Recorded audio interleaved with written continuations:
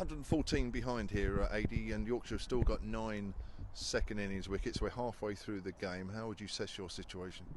Not very good, JMO.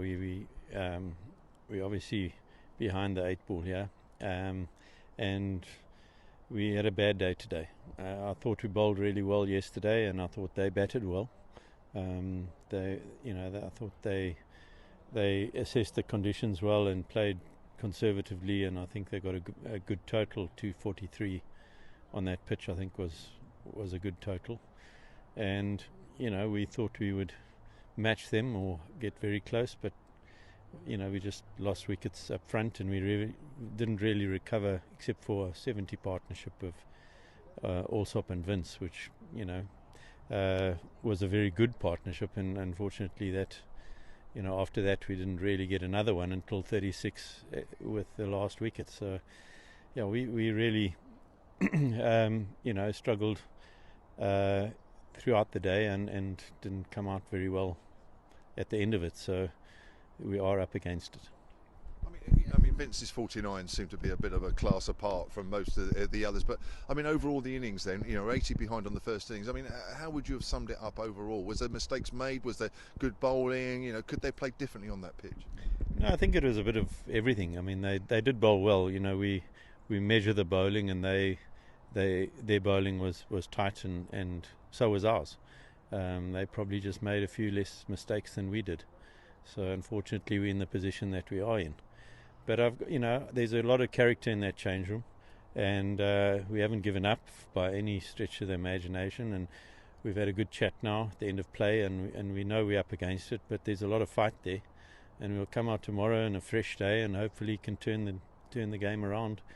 Not in our favour, but that we make a fist of it and really try and take the game as long as possible, and then who knows. I mean, is there a point where they get to a lead and you think, no, that's probably a little bit too many? As I say, they're 114 at the moment. There is a point, yeah. I think anything over 300 there is going to be very difficult, and so we hopefully can still bowl them out tomorrow, and chase something that's chaseable, and that's where we're thinking right now. No Kyle Abbott bowling tonight. Was he okay? He's got a problem with his foot. And we're assessing it overnight, and hopefully he'll bowl tomorrow. But he has had an issue. We sort of under-bowled him in the first innings, not in the first day, but this morning we didn't bowl him. He bowled a few overs, but right at the end. So we're being cautious with him, because he's obviously a major factor for us. So he's not out the match yet, but we need to assess him overnight and see how he turns up tomorrow. Finish on a couple of positives. Brad Wheel just seems to be going from strength to strength. Mason Craig a couple of wickets at the end of their first innings. Yeah, absolutely. I mean, they really performed well, and Mason got the last 2 batsmen out without too much trouble. So we know we've got that in the bag as well, hopefully.